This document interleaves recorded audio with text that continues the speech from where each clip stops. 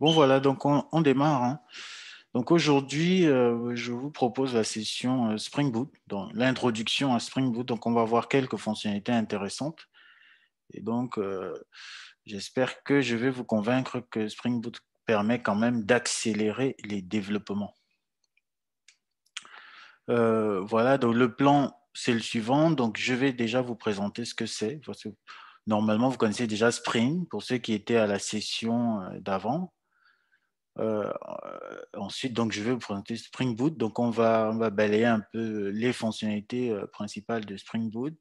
Et donc, on va voir trois choses. On va essayer de mettre un peu on va essayer de se salir un peu les mains. Donc, je vais vous montrer Spring Boot Initializer. C'est vraiment le début de Spring Boot.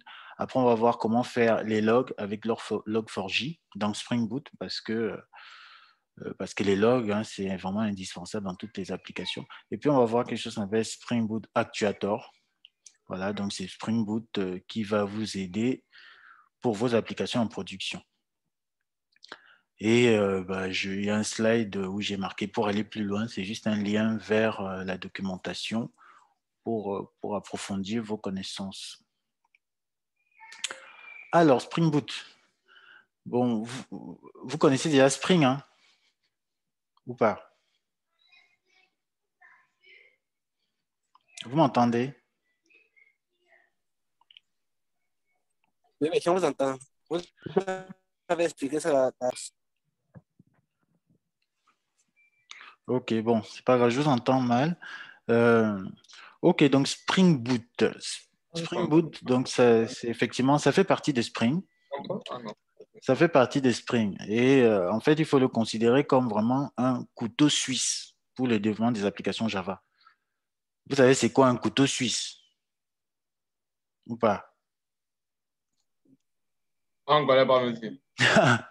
En fait, un couteau suisse, c'est souvent un genre de couteau qui fait plein de choses.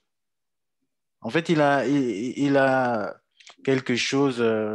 Enfin, c'est un petit couteau que tu vas mettre dans la poche, mais il fait à la fois couteau, il peut peut-être faire coupe-ongle, il peut déboucher les bouteilles, il peut percer des trucs, il peut même faire tournevis. Donc, en fait, on va fixer tout ça autour d'un axe qui pivote comme ça, là, et on pourra mettre ça dans la poche. Vous voyez un peu le genre d'objet. Oui, oui, oui, oui. Voilà. Donc, c'est ce qu'on appelle ça un couteau suisse. Donc, permet vraiment de faire plein de choses. Et donc, le couteau suisse pour le développement des applications Java, c'est Spring Boot. On va voir hein, il va vraiment vous aider. Et donc, effectivement, on considère que c'est une vraie avancée dans la simplification du développement. Ça veut dire que toutes les choses que vous deviez faire en réécrivant vous-même plein de code, Spring Boot va déjà faire une grosse partie du travail. Donc, normalement, vous allez faire moins de configuration qu'avant parce Les, que, les astronautes utilisent. oui, les astronautes font quoi? Ah, c'est entrecoupé, hein, j'entends pas jusqu'au bout. Bon, c'est pas grave. Donc, normalement, enfin, avec Spring, il y a quand même toujours des fichiers de configuration. Vous déclarez toujours vos bins dans des fichiers XML, par exemple. Vous faites des annotations. Voilà. Donc, on va voir qu'avec Spring Boot, il y a moins de configuration. Et on va voir que, voilà, votre application Java que vous allez exécuter en Spring Boot, en fait, elle pourra faire plein de choses toute seule. Donc, sans avoir même besoin, même des fois, de devoir installer un serveur d'application. Alors, donc, les fonctionnalités de Spring Boot. Donc, Spring Boot va créer, comme j'ai dit, des applications Spring qui sont autonomes. Donc, normalement, elles ont déjà tout pour fonctionner.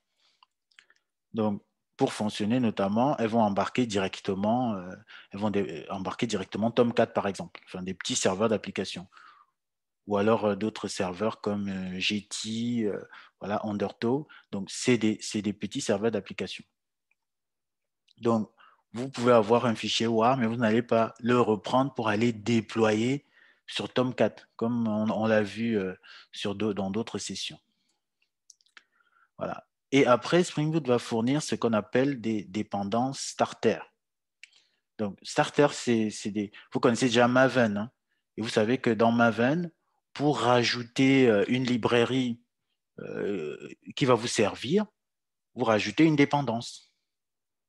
Et donc, dans Spring Boot, il y a plein de noms de dépendances qui qui contiennent starter. Et donc, à chaque fois que vous rajoutez cette dépendance, elle va vous embarquer un certain nombre de fonctionnalités. Donc, aujourd'hui, je vais vous montrer quelques-unes, hein. On va voir le starter log4j2, on va voir voilà, le starter d'actuator. Et aussi, bon, Spring Boot, pour faire tout ça, en fait, il y a plein de choses qu'il va faire tout seul. Il le fait automatiquement. Voilà. Dès qu'il détecte que vous avez besoin de quelque chose, lui, il va configurer automatiquement ces librairies-là.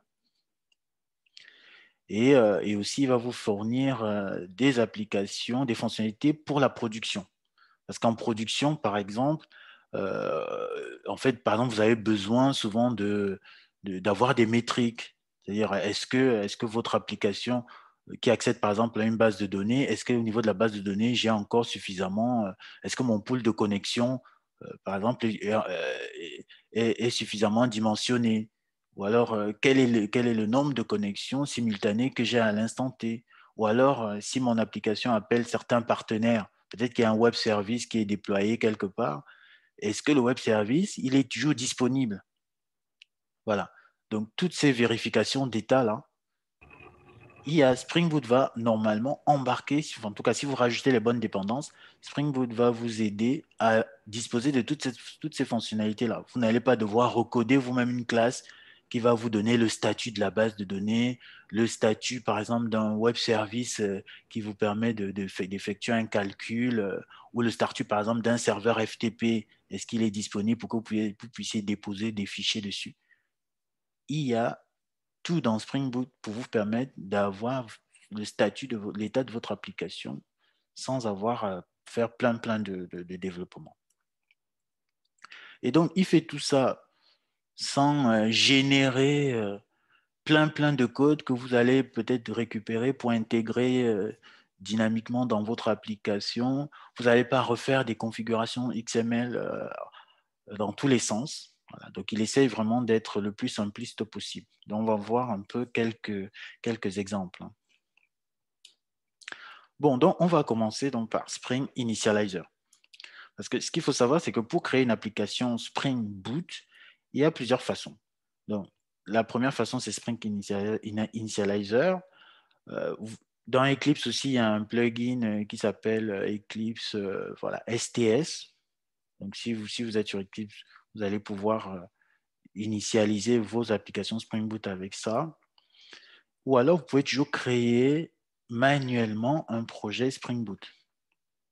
Parce que, en réalité, Spring Boot, ça veut dire juste que dans votre projet Maven, en fait, vous rajoutez une dépendance à une librairie qui s'appelle Spring Boot Starter. Et donc, nous, on va faire Spring Boot Initializer. Initializer, on va aller sur le site. Donc, vous aurez un écran comme ça où vous pourrez sélectionner voilà, la typologie de projet, en tout cas l'outil de build, Maven ou Gradle, le langage, parce que tout ça, ça fonctionne aussi en Java ou Groovy. Pour ceux qui ne savent pas, Groovy, en fait, c'est un langage qui fonctionne dans la JVM. Il a une syntaxe un peu plus simplifiée, mais voilà, c'est comme si c'est une nouvelle version de Java qui a une autre syntaxe, mais qui tourne dans la JVM. Donc, c'est souvent très intéressant, notamment pour faire des scripts. Après, il y a les versions de Spring Boot. Est-ce que vous voulez une release qui est stable ou bien vous voulez des snapshots? Après, ici, c'est les métadonnées de votre application. Vous donnez, par exemple, un nom de package. Vous choisissez, est-ce que vous voulez un war ou un jar? Et est-ce que, par exemple, voilà, vous voulez quelle version de Java? Donc, tout ça, Spring Initializer va vous aider. Et donc, voilà, on va aller pour utiliser Spring Initializer, il faut aller sur le site et télécharger une application. Après, vous exécutez l'application et c'est bon, votre application est déployée et elle tourne sur Tomcat. Donc, vous voyez, en une seule commande, on a déjà une application qui tourne sur Tomcat. Donc, ça, c'est vraiment de la simplification. Donc, on va voir ce que ça donne en vrai. Donc, je vais sur ma machine Windows. Je vais aller sur Chrome.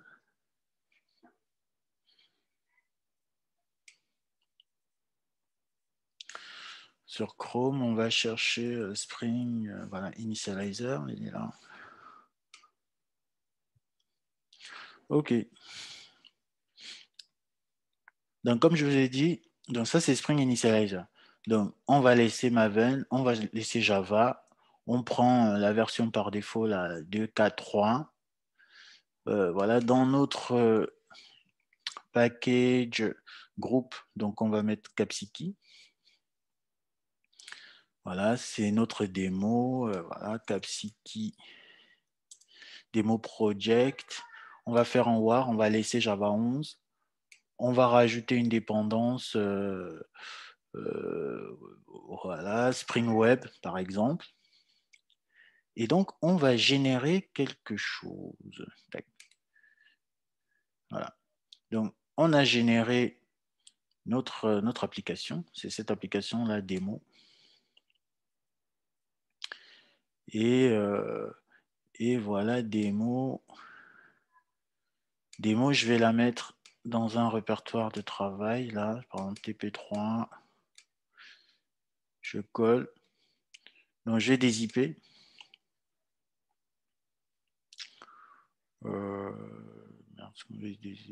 Extract. Voilà.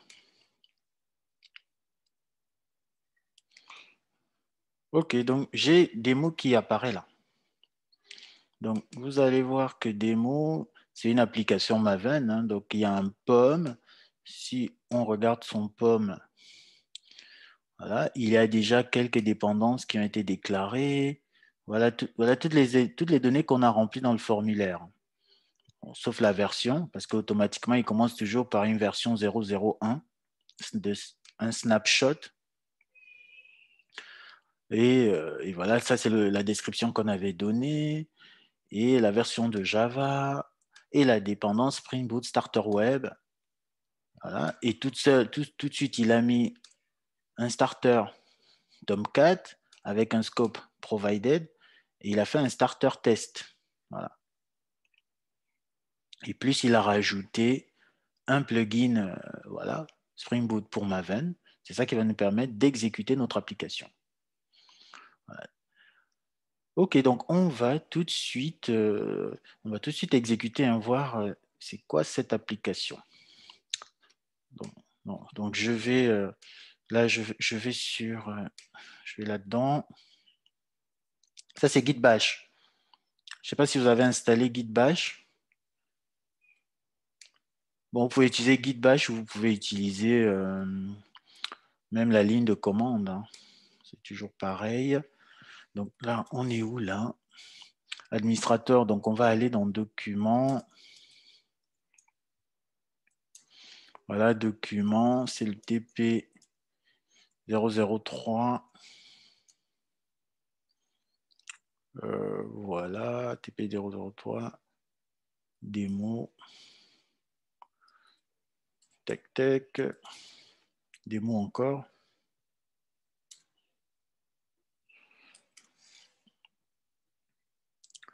Le pomme. OK, donc on est dans ce projet-là.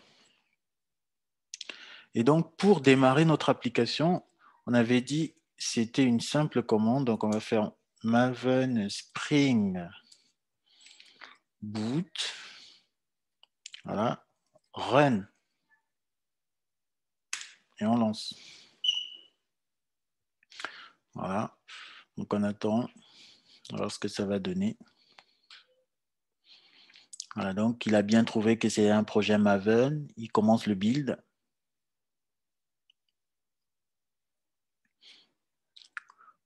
Voilà. Il continue. Il a détecté des changements. Voilà. Donc, vous voyez qu'il a bien retrouvé le... Voilà. Donc, les applications Spring, quand elles démarrent, il y a toujours cette petite image-là. C'est en ASCII. Et voilà. Donc, c'est démarré. Hein. Donc, ce qui est intéressant dans ces logs, c'est des choses comme ça. Tomcat a démarré sur le port 8080. Voilà. Tomcat, il est là.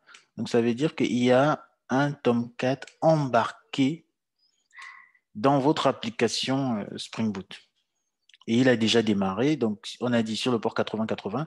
Ça veut dire que si vous allez en local, sur le port 8080, il y a quelque chose qui écoute dessus. Voilà. Donc là, on avait déjà ça. Voilà. Donc, vous voyez, il y a bien une application. Mais bon, comme elle n'a rien, elle ne fait rien. Voilà. Et donc, par exemple, pour vous prouver qu'il y a vraiment une application dedans, donc on va retourner dans notre TP. On va aller dans Source.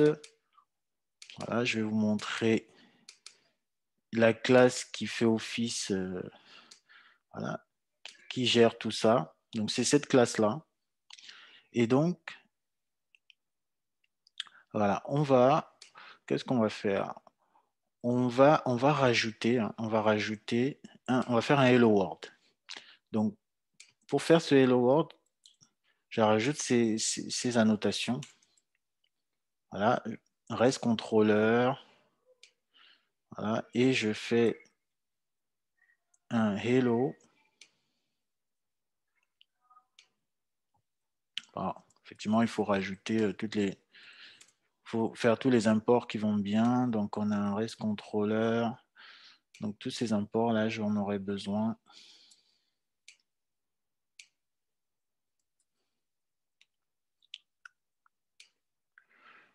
Voilà.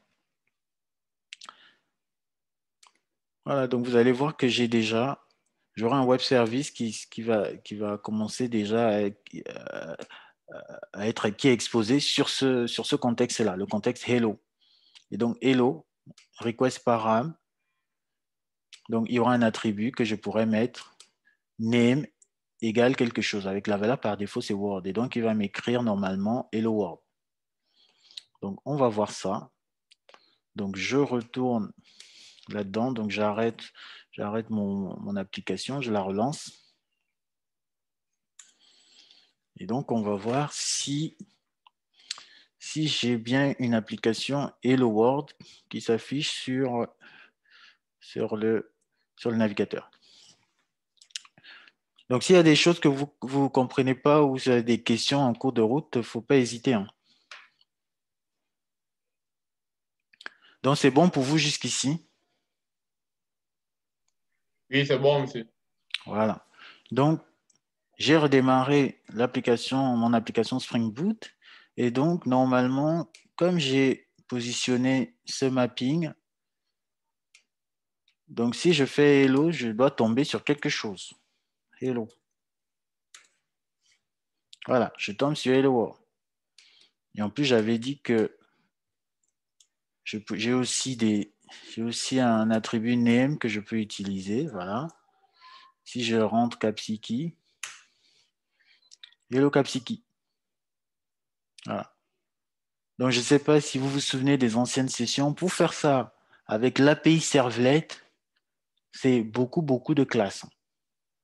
Beaucoup de classes, voilà, de la compile et tout. Et il faut déployer le WAR après sur un serveur d'application, Tomcat en l'occurrence.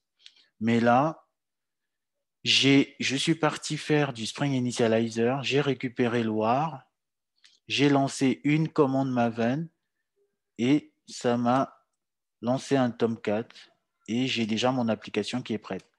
Voilà. Et même là, pour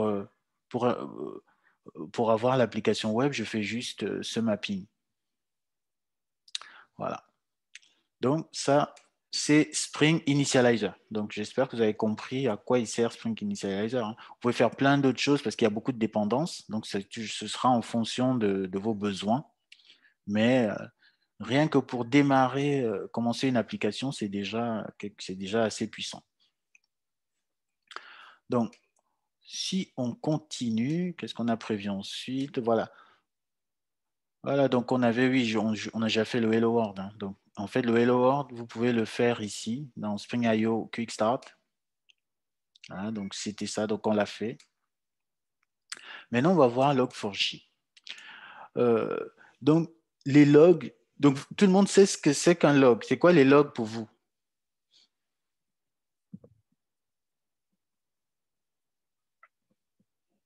Allô? Est-ce que vous m'entendez même?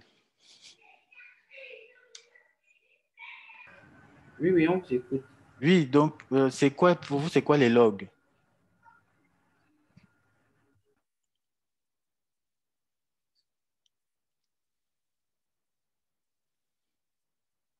Déjà, est-ce que dans vos applications, vous faites attention d'avoir, vous vous arrangez quand même à voir les logs? Euh, oui, monsieur. Pas toujours un monsieur. Ça vous sert souvent à quoi? Hein? J'ai pas entendu. Bon, oui, monsieur, généralement, j'utilise les logs pour stocker en fait les différents événements. Mhm. Oui, pour stocker les différents événements. Et après, des fois aussi, les logs sont nécessaires quand quand il y a un bug, quand l'application crash, tu vois, ça va, par exemple, si vous avez un nul pointeur qui s'est inséré dans l'application, normalement, il faut écrire ça dans les logs. Comme ça, quand vous allez traiter l'origine vous allez essayer de trouver l'origine du nul pointeur, vous allez regarder la stack trace qui a été loguée. Donc, les logs vont servir à comprendre voilà, les dysfonctionnements de l'application et même les bons fonctionnements. Parce que vous pouvez loguer, on ne log pas que les erreurs, on log aussi les informations. Ça peut nous permettre de comprendre par quelle étape un utilisateur est passé pour obtenir un certain résultat. Donc, de toute façon, dans toutes les entreprises, hein, il n'y a pas une seule application qui ne génère pas les logs. S'il y a une application sans log, c'est que voilà, il y a un problème de conception. Et donc, du coup, ça veut dire, est-ce que vous connaissez Log4j?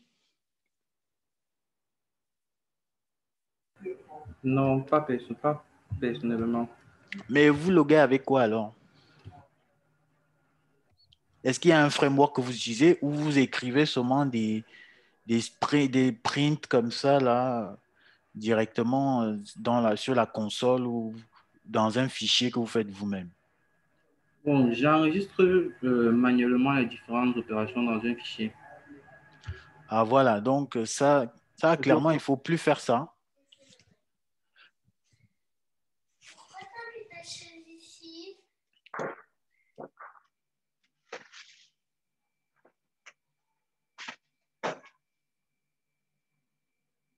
Ah, c'est...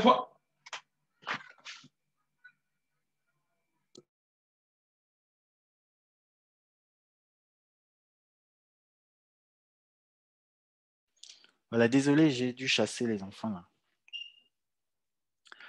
Oui, donc je disais qu'il ne faut plus faut pas enregistrer toi-même par tes propres soins dans un fichier parce que Log4j, c'est vraiment des frameworks qui existent depuis longtemps, très longtemps. Donc tu fais un import, après tu as une classe qui te permet de loguer. Il y a des méthodes que tu vas appeler pour loguer en fonction de la sévérité de ton erreur. Tu vois, tu auras des log.info, log.debug, log.error, tout ça. Donc, ça va loguer des messages, ça va les catégoriser. Donc, ici, personne d'entre vous n'a utilisé un outil de la famille des Log4j, parce qu'il y a plusieurs loggers, hein. Bon, Log4j, c'est un des plus populaires, en tout cas en Java. Et voilà, donc c'est pour ça que c'est important. C'est important parce que c'est des choses que vous allez retrouver systématiquement. Voilà. Moi, je peux vous garantir qu'il y a très, très peu d'entreprises qui ne savent pas que c'est une bonne pratique de loguer parce qu'aucune application ne fonctionne sans problème. Et même s'il n'y en a pas de problème, comme je dis, il faut pouvoir, des fois, on a envie de comprendre ce qui se passe sur l'application. Il y a par exemple des applications qui, grâce au log, arrivent à détecter des fraudes. Vous voyez, par exemple, juste le fait que quelqu'un se logue à l'application, on va tracer ça. Le fait que quelqu'un se connecte à une application, on va mettre ça dans un fichier de log. Comme ça, on trace que, à telle heure, il y a un gars qui s'est connecté, il y a un tel gars qui s'amuse souvent à se connecter le week-end. Voilà, tout ça, bon, certains peuvent aller s'amuser à écrire ça dans une base de données, mais ce n'est pas une bonne pratique. Il faut écrire ça, il faut faire un fichier de log. Et après, le fichier de log, voilà, il va ensuite vivre sa vie. On pourra le mettre dans un système big data et puis le traiter avec des outils du big data. OK. Donc, les logs sont indispensables. Donc, j'espère que vous êtes convaincus, hein. Et voilà. Et donc, pour les applications Spring Boot, il faut rajouter une dépendance. Voilà, Spring Boot Starter. Donc, c'est le starter pour Log4j. Il faut importer des classes logger et log manager, déclarer le logger et ensuite juste rajouter des instructions de logging dans son code. Donc, ça va faire quelque chose comme ça. Donc, dans notre application de démo, donc, si je vais écrire des logs, j'ai juste à faire ça. J'importe mes classes et oui, je ne vous ai pas mis la déclaration du logger, mais il y a un logger qu'on déclare ici et ensuite on utilise logger.trace.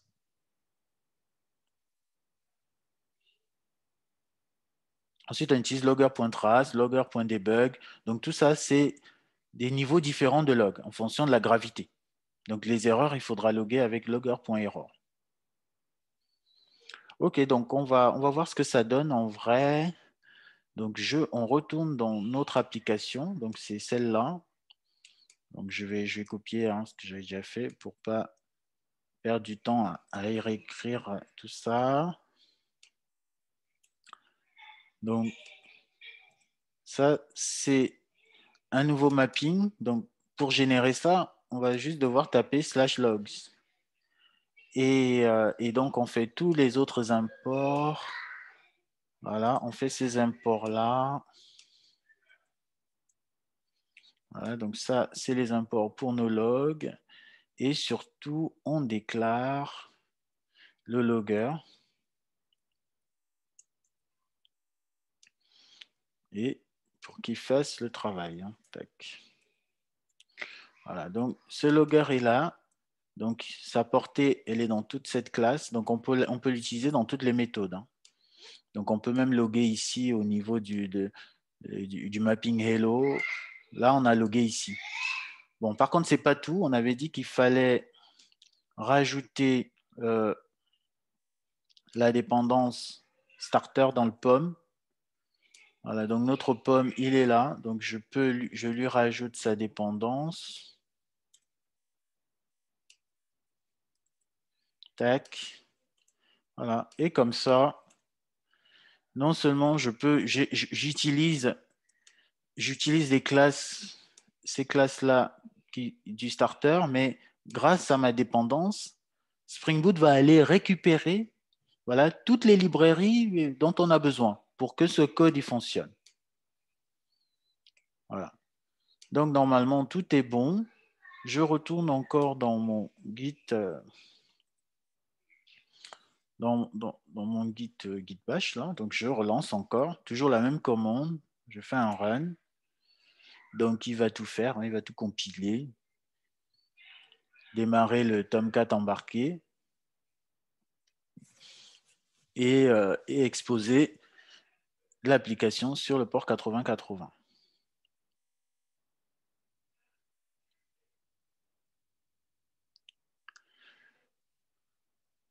Voilà. Démarrage en 3 secondes sur le port 80. Donc, voilà. Le mapping Capsiki, Hello est toujours là. Donc, maintenant, il faut les logs. Voilà. Donc, quand je fais /logs, en fait, bon, normalement, j'aurais dû vous mettre ça comme ça.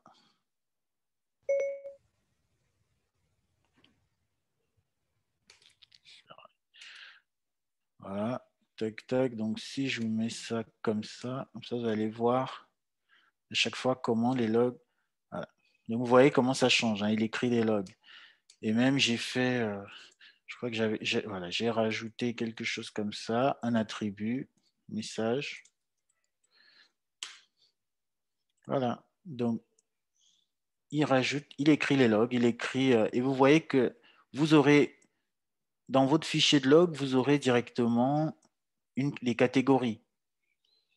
Non, pas les catégories, les niveaux de log. Vous avez la log erreur, le niveau erreur. Donc, il vous suffira juste de rechercher dans vos fichiers. Si vous cherchez toutes les erreurs sur une journée, par exemple, vous allez faire juste un grep. Donc, grep, c'est des petites commandes Linux qu'il faut connaître. Un grep sur le mot-clé erreur. Et on va vous remonter. Il vous remonte toutes les erreurs générées voilà, par votre application. Voilà. Ok, ok. Donc, est-ce que du coup, vous avez des questions sur cette partie ou pas?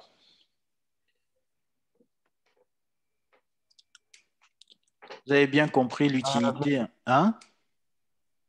Si j'ai bien compris, avec notre classe log OJ, bon, à chaque niveau où on peut loguer une donnée, bon, on initialise juste Oui, le niveau. Bon, déjà, vous avez déclaré le logger.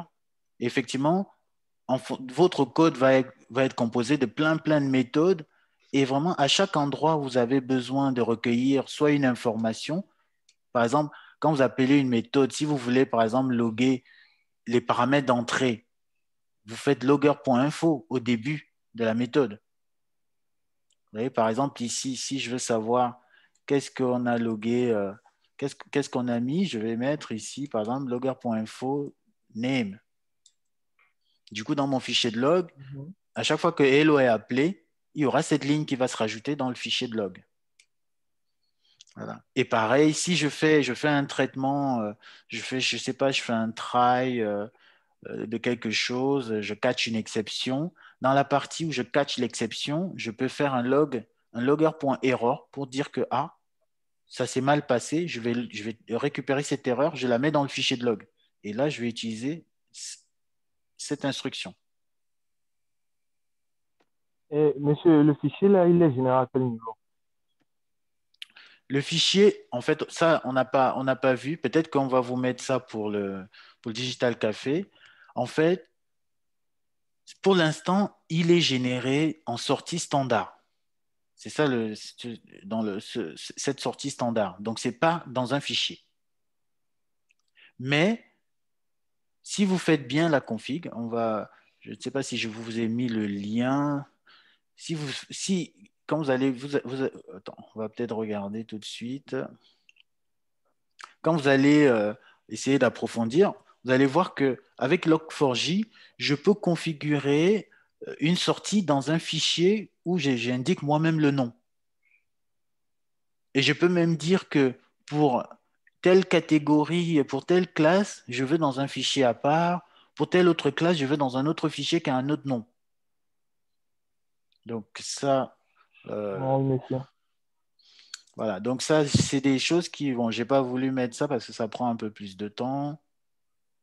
Log4j, tac. Est-ce que je vous ai mis tout ça? Je vais voir si j'ai le lien dans ce que je vous ai présenté. Donc non, après c'est Actuator. Est-ce que j'avais le lien déjà? Tac.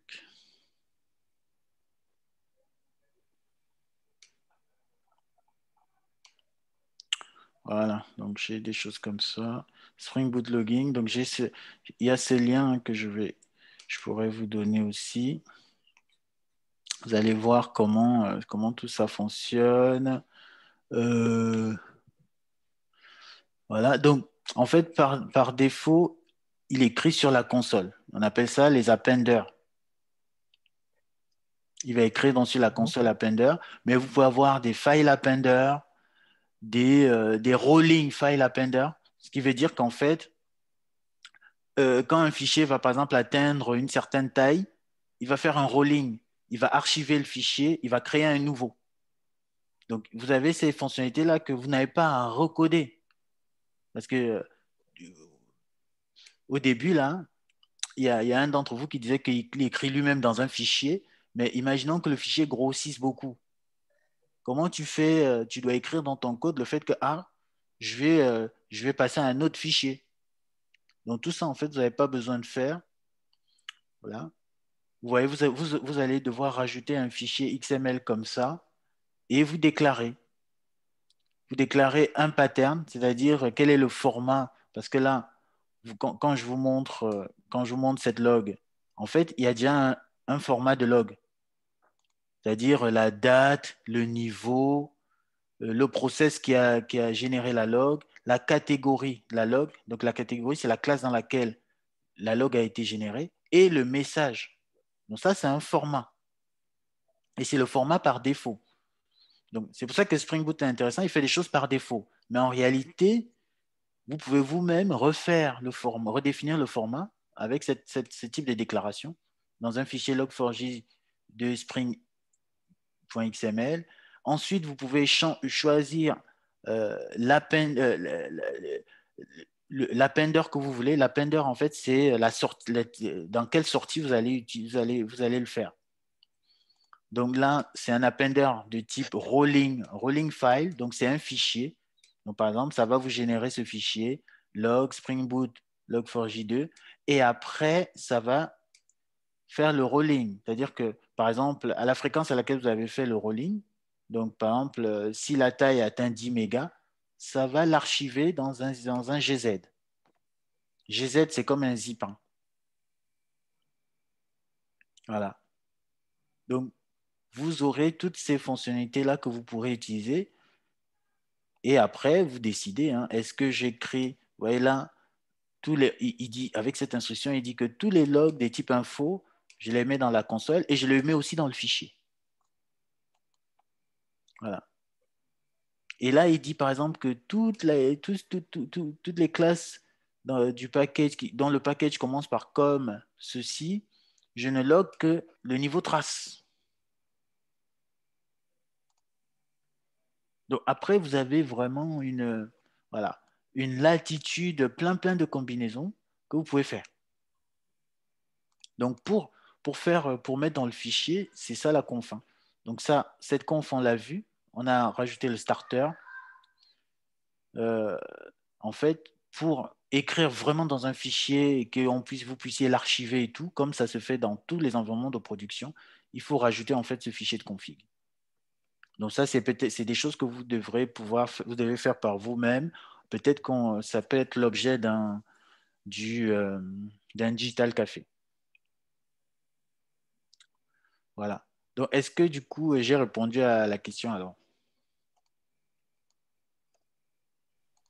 Non, monsieur, c'est bon, c'est bon. Voilà. Merci. Donc, vous voyez, Spring Boot va faire plein de choses par défaut, mais voilà.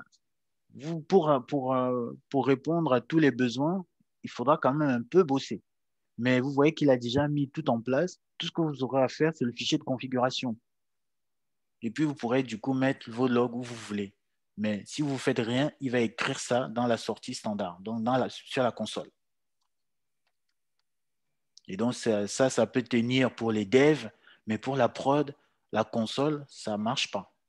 En tout cas, ça ne sert à rien. Il faut écrire dans des fichiers et mettre des stratégies, comme on a vu, de rolling pour que le fichier, dès qu'il atteint une certaine taille, on l'archive, on crée un nouveau. Ce qui fait que même si votre problème arrive genre 10 jours après, on peut rechercher dans l'historique pour savoir voilà, qu'est-ce qui a conduit à ça. Et c'est souvent ça les problématiques de production. On va chercher les causes et donc des fois on a besoin de beaucoup de profondeur dans l'historique. Ok, donc vous voyez comment Spring Boot, voilà, c'est vraiment pour aller en production et il vous aide énormément sur des choses que vous aurez dû vous taper vous-même. Donc on continue. Voilà, donc une autre fonctionnalité intéressante de Spring Boot, c'est Actuator. Voilà. Donc, Actuator va rajouter... Bon, est-ce que ça vous parle, Actuator? Ou pas du tout. Pas du tout. Voilà. Bon, en tout cas, c'est un mot barbare comme ça qu'ils ont trouvé, mais c'est quelque chose, c'est une dépendance hein, qui va rajouter des fonctionnalités de production à votre application. Donc, c'est des fonctionnalités pour surveiller votre application, collecter des métriques. Quand je vous dis des métriques, est-ce que ça vous parle, les métriques? Oui. C'est quoi un exemple de métrique? On me prend les métriques, c'est comme les indices. Oui, les indicateurs. Les C'est-à-dire, indicateurs. les indicateurs. C'est-à-dire, par exemple, vous savez qu'on avait déjà dit hein, que les applications Java s'exécutent dans la JVM. Et la JVM, c'est quelque chose qui a une taille fixe. Voilà. Et à l'intérieur, on va voir comment la mémoire, elle est consommée. Et ça, c'est un indicateur intéressant pour voir est-ce que votre application, elle est prête, elle est proche du out of memory ou alors, voilà, il y a encore, elle gère bien sa mémoire. Donc, toutes ces données numériques-là, c'est des métriques. Par exemple, je ne sais pas, si vous avez une application qui récupère des images ou des photos ou qui génère des fichiers sur un disque, vous avez envie de savoir est-ce qu'il vous reste suffisamment d'espace sur le volume que vous avez monté pour écrire les photos. Donc ça, c'est des métriques que vous pouvez superviser. Donc Actuator, si vous configurez bien, il est capable de vous remonter ça. Voilà, il va vous aider à comprendre, par exemple, le trafic, c'est-à-dire est-ce que j'ai beaucoup de requêtes qui sont en train de passer vers ma base de données, l'état de la base de données, est-ce qu'elle est proche de l'agonie ou c'est bon, quoi. Ou alors est-ce qu'elle est complètement indisponible parce qu'il y a aussi des bases de données qui peuvent planter et du coup, vous n'avez plus accès. Et donc, au lieu d'aller vous battre ou à faire des devinettes, là, grâce à Actuator, normalement, vous avez juste une URL qui vous dit c'est up ou c'est pas up. Voilà, c'est up ou c'est KO. Donc, tout ça, faire toutes ces choses-là que des gens voilà, développent eux-mêmes pour avoir des applications, on va dire production ready, donc des applications pour la production, il faut, nous, avec Spring Boot, en tout cas en Java, on va juste rajouter un starter. Donc, une dépendance starter qui s'appelle Actuator. Donc, c'est une instruction basique, c'est comme ça. Et donc, quand je rajoute cette instruction, déjà, ça me rajoute deux endpoints.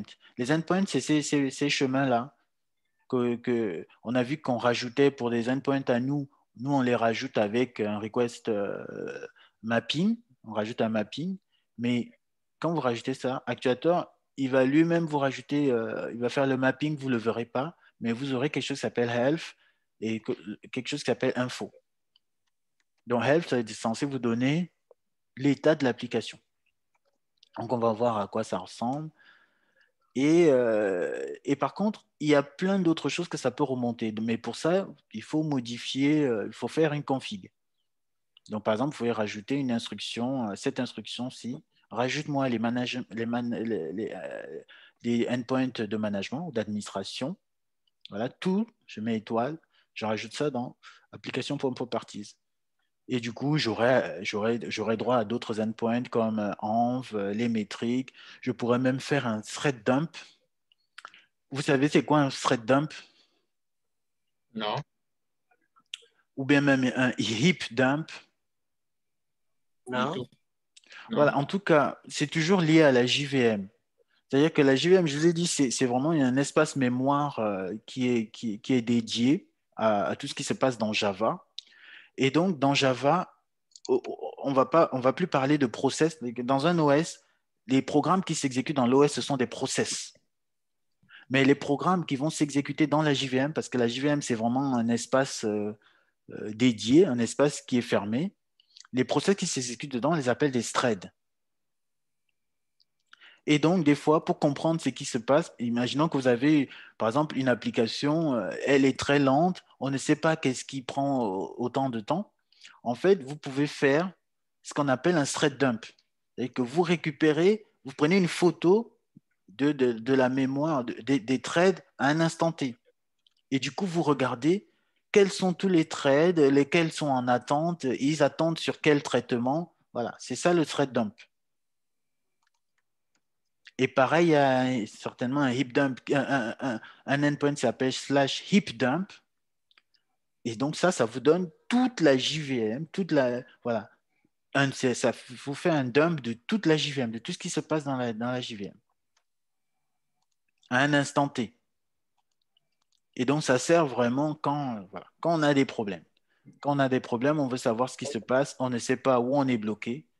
c'est des choses qui sont vraiment utiles. Et donc, pareil, pour faire ça sans Spring Boot Actuator, voilà, il y a quand même un travail, il y a un travail à faire. On peut le faire sans Actuator, mais voilà, avec Actuator, en fait, c'est disponible sur des... juste c'est exposé comme ça, comme un simple web service. Du coup, est-ce que Ok. c'est un peu Les clair? hidden, Oui. les hidden sont toujours livrés avec Actuator ou bien par une autre dépendance. Non, non, tous sont livrés. Actuator, dès que vous rajoutez cette configuration-là, étoile, là, cette étoile, le fait d'exposer tous les endpoints, vous avez accès. Vous n'avez pas encore à rajouter autre chose comme autre dépendance. En fait, c'est Actuator, lui, il a plein de endpoints, mais par défaut, vous n'en avez que 2 qui sont exposés. Mais si vous rajoutez ça, parce que en fait, pour exposer ça, je suppose qu'il fait beaucoup d'autres initialisations pour pouvoir vous fournir toutes les autres. Donc, c'est pour ça qu'il y en a qu'on n'a pas mis par défaut, pour que l'application, voilà, elle continue de démarrer un peu plus vite. Et donc, le heap dump, non, vous n'avez pas, il n'y a que cette dépendance à Actuator que vous allez rajouter pour l'avoir. Et il y a plein d'autres trucs, hein. Là, je ne vous ai pas tout mis. Mais de toute façon, maintenant que vous savez que Actuator existe, vous allez pouvoir aller voir. Vous allez voir même qu'on peut, au-delà de ce qui me fait par défaut, on peut faire des choses custom et ça apparaît toujours dans notre interface Actuator. On peut faire des endpoints qui sont custom et réutiliser la puissance d'Actuator pour les afficher. Bon, en tout cas, on va essayer de voir à quoi ça ressemble. Donc, on va rajouter notre dépendance. Voilà, donc on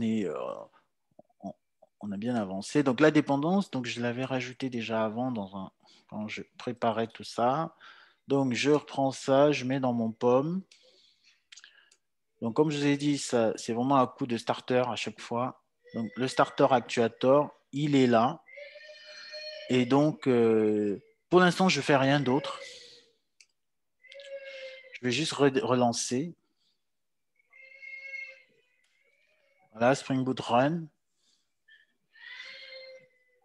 Voilà, tac, tac, il fait des choses. Il fait des choses.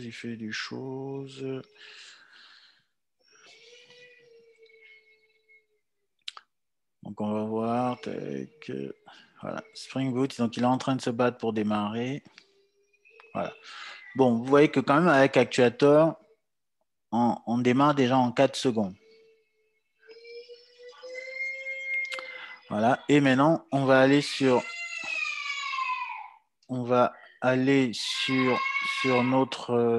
notre écran, là.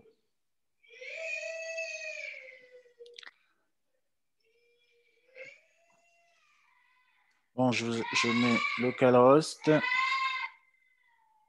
Attendez juste une seconde, parce que là...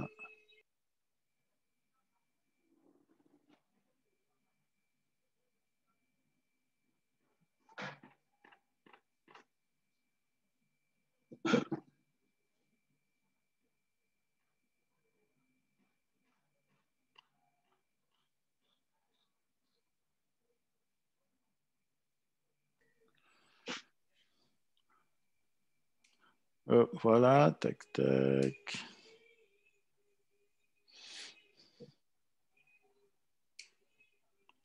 Bon, en tout cas, donc on va afficher le endpoint Actuator. Donc, vous voyez que j'ai juste rajouté la dépendance, hein. Mais à partir du moment où je rajoute la dépendance, j'ai un actuator, un endpoint Actuator qui est là. Et si je fais health, voilà, ça me met le statut up. Donc, par défaut, j'ai des endpoints qui se sont créés. Je fais info. Bon, par défaut, bon, là, il n'a pas d'informations à me donner.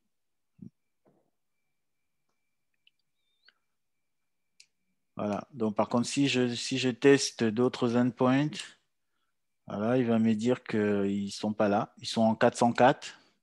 404, ça veut dire la ressource, on ne l'a pas trouvée. Voilà. Donc, comment je fais pour avoir les autres endpoints? Donc, on avait dit qu'il faut, voilà, il faut rajouter ça dans application.properties. Donc, on va aller, on va, tac, tac. Donc, pareil, application.properties, je l'avais déjà dans l'autre truc. Donc, je copie ça et je vais rechercher application.properties. Tac, tac. Démo, voilà, source, main, donc c'est dans les ressources. Application.properties, j'édit, j'ai rien dedans. Je mets ma configuration et je relance.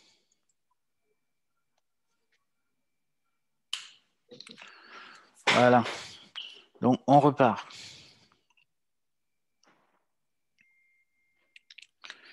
Tac, tac. De toute façon, il faudra refaire ces TP-là. Donc, quand vous allez refaire, vous allez voir que il va vous télécharger énormément de dépendances.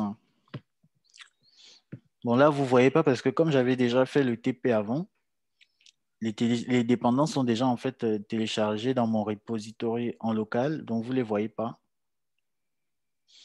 Et voilà. Et donc, ah, là, il a démarré encore plus vite. Bon, donc si je retourne et je refais env, voilà.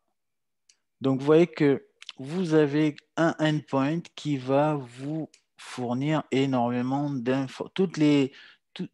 Presque toutes les variables d'environnement qui sont connues de votre application, il vous les affiche là, en JSON. Donc, bon, c'est un peu barbare comme ça, mais si vous avez quelque chose, par exemple sur Firefox, normalement, vous pourrez afficher ce JSON d'une meilleure façon. Donc, vous voyez, hein, vous avez la valeur, toutes les classes qui sont chargées dans le pass. Donc, il y a toutes ces librairies qui sont dans mon repository local. Tu vois, toutes ces choses-là sont embarquées. On retrouve plein de variables, le Catalina Home, voilà, toutes ces choses qui font que l'application Spring Boot fonctionne. Voilà, donc on a plein d'informations comme ça qu'on n'a pas besoin de recoder pour les rendre disponibles. Et ça sert beaucoup en production pour le debug, pour comprendre plein de choses. Bon, normalement, on avait aussi le endpoint, on avait parlé d'un endpoint metrics. Voilà. Donc, metrics, pareil, il y a des infos. Hein. Il y a des infos, names, HTTP server request, il a plein d'infos. Il y a plein d'infos. Bon, en tout cas, peut-être qu'il y a eu...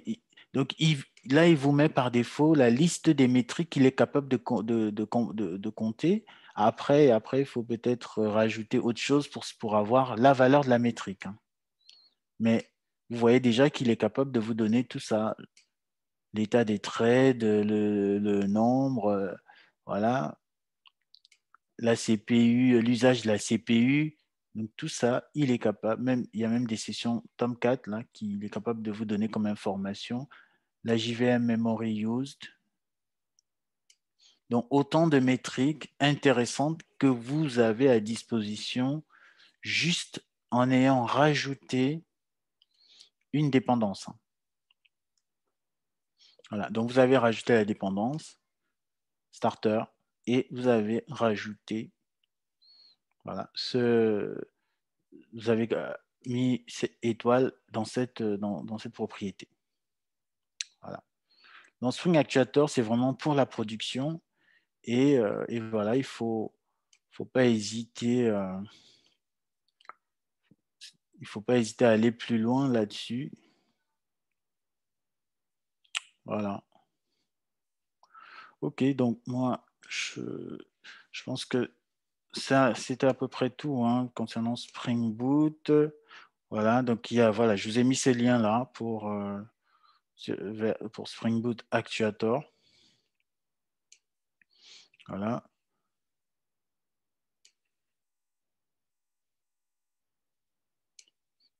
OK, et donc pour aller plus loin, donc c'est sur le site de Spring, voilà, c'est Spring Boot. Et vous verrez qu'il y a plein de choses, beaucoup de starters. Et donc, ça permet vraiment d'accélérer. Et donc, on a vu, hein, tout le TP, on l'a fait, j'ai préféré le faire avec Notepad et tout pour vraiment vous montrer que voilà, c'est pas Eclipse qui va nous aider à aller plus vite, c'est vraiment voilà, le framework Spring Boot auquel il y a plein de librairies voilà, d'accélération qui ont été rajoutées et qui nous permettent de travailler. Et donc, on a fait du Tomcat sans avoir installé Tomcat.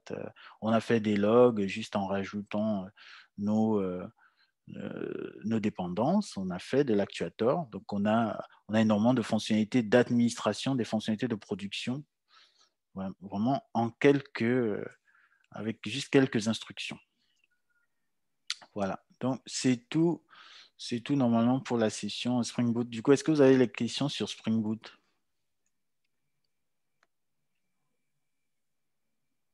Non. OK.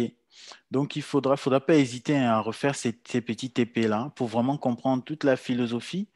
Et puis, voilà, c'est vraiment les outils, c'est des outils pour aller vraiment plus vite parce que quand vous êtes en entreprise, les problématiques, elles sont souvent, elles sont vraiment contextuelles, hein, c'est-à-dire, euh, et pour ça qu'il faut avoir beaucoup d'outils. Enfin, il faut avoir les outils qui vous permettent d'aller vite. C'est-à-dire, si vous prenez toute une semaine pour générer un fichier de log parce que vous essayez de réécrire les bibliothèques vous-même, c'est pas bon.